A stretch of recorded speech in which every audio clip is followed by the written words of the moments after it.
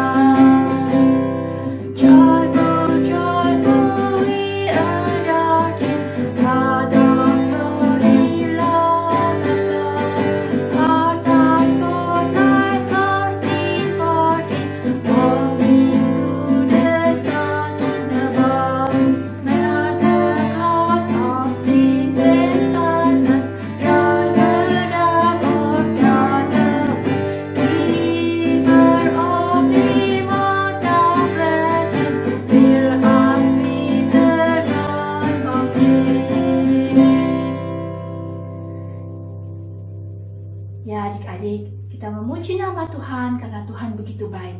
Tuhan memberikan berkat-Nya untuk kita semua. Kita akan berdoa dalam pembukaan yang akan dipimpin oleh teman kita, Remy. Selamat pagi teman-teman semuanya. Sebelum memulai kebaktian online pada hari ini, mari kita bersatu di dalam doa. Tuhan, terima kasih untuk hari ini yang Tuhan berikan kepada kami. Hari ini kami akan bersekutu bersama, memuji dan mendengarkan cerita firman-Mu melalui kebaktian online. Tolonglah agar kami dapat memahami firman Tuhan yang disampaikan. Berikanlah kami kemampuan serta kesehatan untuk kami semuanya. Tuhan, ampunilah kami atas segala dosa-dosa kami. Kami akan memulai kebaktian ini dalam nama Tuhan Yesus Kristus. Amin. Adik-adik, kita akan mendengarkan firman Tuhan. Mari kita bersama-sama menyanyikan lagu Firman Tuhan Ku Dengar.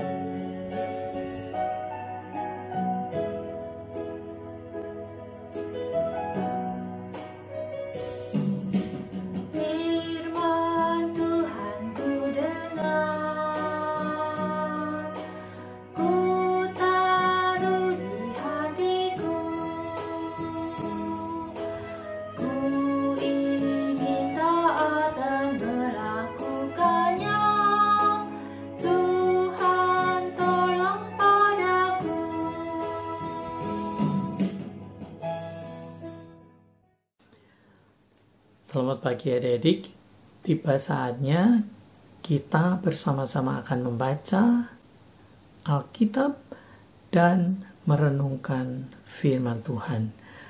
Sebelumnya mari kita berdoa.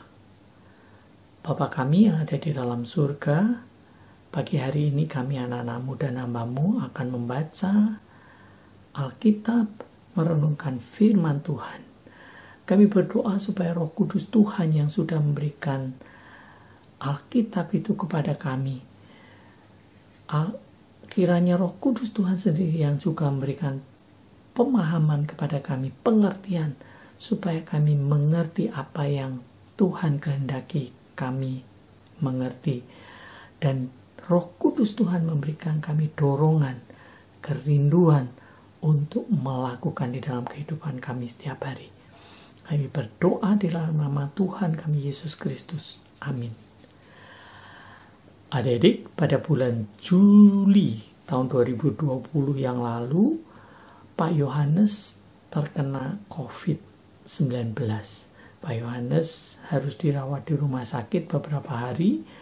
Setelah dokter mengizinkan pulang, Pak Yohanes harus isolasi mandiri. Pak Yohanes dipinjami sebuah apartemen di Ancol oleh seorang jemaat GKI Gading Indah.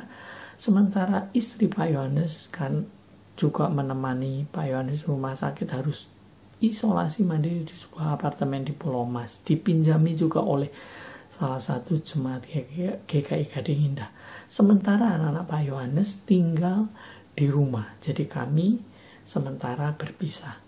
Tapi kami mengalami pertolongan Tuhan, pengalaman seperti cara jemaat yang dianjurkan oleh Tuhan.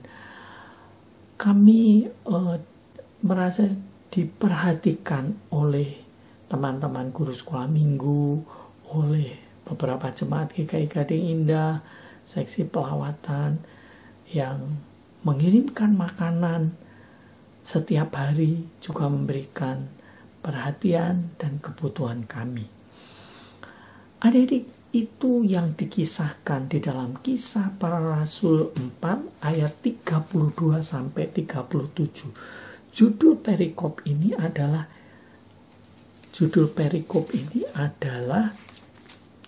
cara hidup jemaat. Jadi cara hidup jemaat. Adapun kumpulan orang yang telah percaya itu mereka sehati dan sejiwa. Dan tidak seorang pun yang berkata bahwa sesuatu dari kepunyaannya adalah miliknya sendiri, tetapi segala sesuatu adalah kepunyaan mereka bersama. Dan dengan kuasa yang besar, rasul-rasul memberi kesaksian tentang kebangkitan Tuhan Yesus, dan mereka semua hidup dalam kasih karunia yang melimpah-limpah. Sebab tidak ada seorang pun yang berkekurangan di antara mereka. Karena semua orang yang mempunyai tanah atau rumah menjual kepunyaannya itu, dan hasil penjualan itu mereka bawa dan mereka letakkan di depan kaki rasul-rasul, lalu dibagi-bagikan kepada setiap orang sesuai dengan keperluannya. Demikian pula dengan Yusuf yang oleh rasul-rasul disebut Barnabas, artinya anak penghiburan, seorang Lewi dari Siprus. Ia menjual ladang miliknya, lalu membawa uangnya itu dan meletakkannya di depan kaki rasul-rasul. Adik-adik, pada saat itu kondisi bangsa Yahudi itu ada banyak orang miskin. Ada orang kaya juga, tetapi kurang memperhatikan orang miskin. Jadi yang miskin juga sangat miskin atau tetap miskin. Kalau adik-adik membaca di Lukas pasal 16, ada kisah tentang seorang miskin yang mengais-ngais remah-remah makanan dari seorang kaya namanya Lazarus. Jadi itu adalah salah satu gambaran kondisi ada orang yang kaya yang tidak memperhatikan orang miskin. Dan juga ada orang-orang miskin seperti Lazarus. Juga murid-murid yang pertama itu juga mengalami kondisi yang tidak mudah karena mereka dikucilkan, mereka dibenci, mereka juga dimusuhi oleh imam-imam dan juga orang-orang Farisi. Meskipun demikian, jadi kondisi yang sulit untuk jemaat mula-mula atau orang Kristen awal, mungkin juga sulit seperti saat ini, ada pandemi COVID. Tetapi meskipun demikian, bagian yang kita baca dari Kisah Para Rasul 4 ayat 32 tadi mengatakan bahwa kumpulan orang percaya atau orang-orang Kristen yang mula-mula tersebut sehati dan sejiwa. Mereka memberitakan Injil dengan penuh kuasa. Mereka hidup dalam kelimpahan kasih karunia. Mereka tidak kekurangan. tidak ada yang kekurangan. Itu dikatakan di Kisah Para Rasul 4 ayat 34. Lalu diceritakan juga ada seorang Lewi namanya Barnabas yang artinya anak penghiburan, menjual ladangnya. Lalu hasil dari penjualan itu dibawa kepada rasul-rasul supaya bisa dipergunakan untuk dibagi-bagikan kepada mereka yang membutuhkan. Adik-adik, cara hidup jemaat. Mereka bukan hanya belajar firman Tuhan setiap hari. Mereka bukan hanya berdoa setiap hari. Mereka bukan hanya memuji Tuhan setiap hari. Mereka bukan hanya memberitakan Injil setiap hari. Tetapi kehidupan mereka juga lengkap atau dilengkapi dengan kehidupan yang berbagi. Kehidupan yang memperhatikan mereka yang membutuhkan. Jadi mereka orang-orang yang sudah mengalami kasih Tuhan Yesus di dalam hidupnya ini, mereka juga memiliki kerinduan untuk membagikan kasih itu supaya orang-orang lain juga mencicipi atau merasakan kasih dari Tuhan. Nah, adik-adik, kira-kira mengapa jemaat saat itu bisa melakukan hal-hal yang baru saja kita pelajari? Mereka menjual harta miliknya, menjual rumahnya, ladangnya, tanahnya, lalu hasil penjualannya dibawa kepada rasul-rasul, lalu rasul-rasul membagikan kepada mereka yang membutuhkan. Kira-kira mengapa mereka bisa melakukan hal itu? Paling tidak Pak Yohanes mencatat ada 2. Yang pertama adalah bahwa mereka sudah mengalami kasih Tuhan Yesus di dalam hidupnya. Mereka sudah mengalami jamahan Tuhan. Mereka sudah mengalami perubahan hati yang dijamah oleh Tuhan. Perubahan hidup di dalam diri jemaat saat itu. Lalu yang kedua, karena ada dorongan Roh Kudus yang sudah dicurahkan kepada mereka, lalu mereka menghasilkan buah roh. Mereka mengalami kasih, lalu mereka membagikan kasih itu. Mereka mengalami sukacita, membagikan sukacita itu. Mereka mengalami kebaikan Tuhan, lalu mereka membagikan kebaikan itu pada orang lain. Mereka mengalami kemurahan dari Tuhan, lalu mereka membagikan kemurahan kepada orang lain. Dan mereka mengalami buah roh yang lain. Nah, adik-adik, itulah yang diceritakan cara hidup jemaat, yang seharusnya juga menjadi cara hidup jemaat saat ini.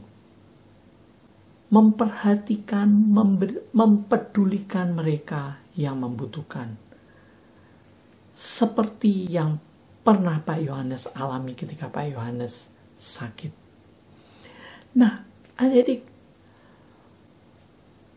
dan Pak Yohanes, sebagai orang-orang yang percaya kepada Tuhan, sebagai pengikut Kristus, kita bukan hanya ditugaskan belajar firman Tuhan, beribadah, belajar firman Tuhan, memuji Tuhan, berdoa, lalu memberitakan Injil, menyaksikan kasih Tuhan kepada orang lain, tetapi kita harus dilengkapi juga seperti cara hidup jemaat yang mula-mula itu, yaitu mempedulikan, membagikan kasih kepada mereka yang membutuhkan. Itulah cara hidup jemaat yang dikatakan di dalam firman Tuhan.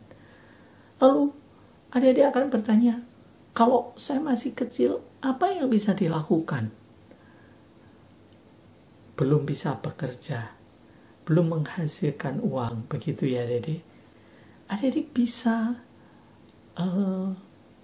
meminta tolong kepada papa mama jika adik-adik mengetahui ada teman adik-adik atau ada mungkin karyawan papa mama atau yang membantu asisten rumah tangga di rumah, sopir di rumah adik-adik. Adik-adik tahu ada kesulitan hidup mereka. Adik-adik bisa menceritakan kepada papa mama apa yang bisa dilakukan, apa yang bisa dibantu, apa yang bisa dilakukan untuk membantu mereka.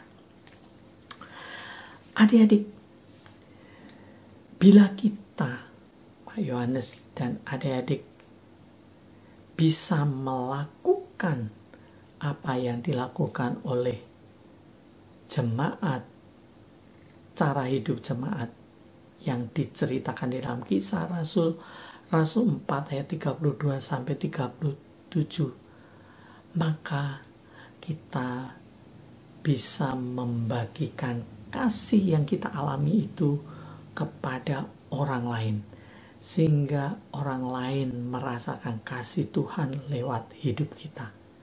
Jadi adik-adik, ujian firman Tuhan itu bukan ketika kita membaca Alkitab, ketika kita mempelajari, mendengarkan cerita firman Tuhan. Ujian yang diberikan Tuhan kepada kita adalah ketika kita bisa melakukan di dalam hidup kita apa yang telah kita alami. Kasih Tuhan di dalam hidup kita. Lalu dorongan Roh Kudus yang menghasilkan buah roh supaya kita bisa berbuah, lalu orang merasakan buahnya lewat hidup kita, orang lain mendapat berkat lewat hidup kita. Kiranya Tuhan Yesus Kristus memberkati, memberikan kekuatan, kemampuan adik-adik dan Pak Yohanes untuk melakukan cara hidup jemaat seperti yang kita baca dari Kisah Para Rasul 4 ayat 32 sampai 37 hari ini. Tuhan memberkati. Ayat hafalan Lukas 6 ayat 36. Hendaklah kamu murah hati, sama seperti Bapamu adalah murah hati. Adik-adik, sekarang tiba waktunya kita memberikan persembahan. Adik-adik dapat mengumpulkannya dalam amplop. Nanti pada waktu kita bisa sekolah minggu, adik-adik dapat membawanya. Atau bisa juga meminta bantuan papa mama untuk mentransfernya ke rekening gereja kita. Mari adik-adik, sebelum memberikan persembahan, kita akan bersama-sama menyanyikan lagu Betapa Hatiku Berterima Kasih.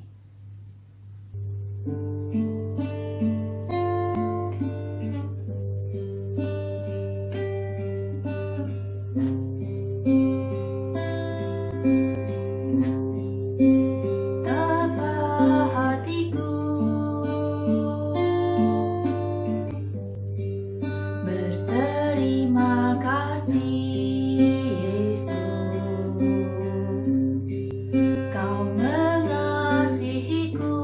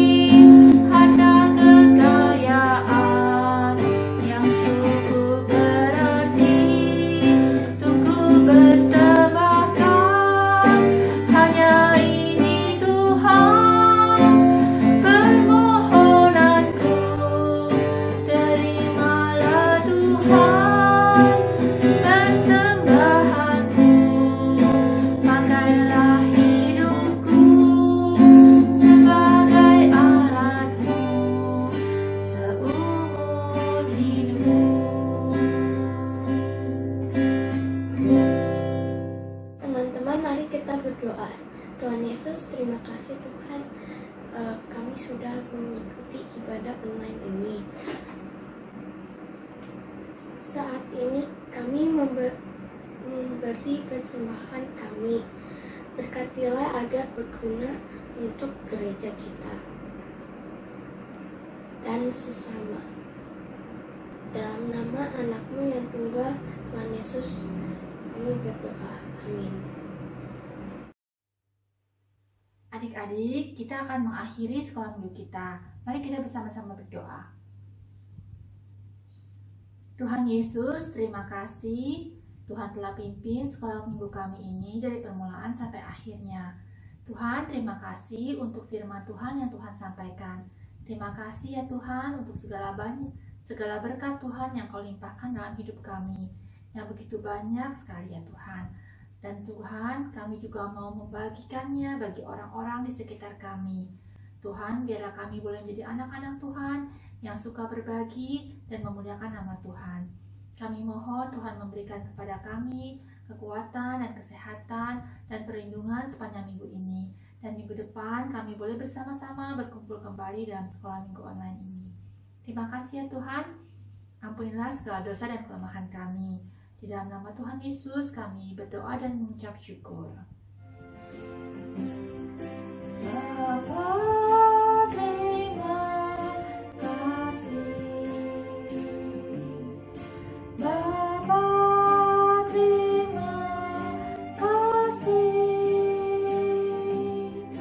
Bapa di dalam surga, puji, terima kasih.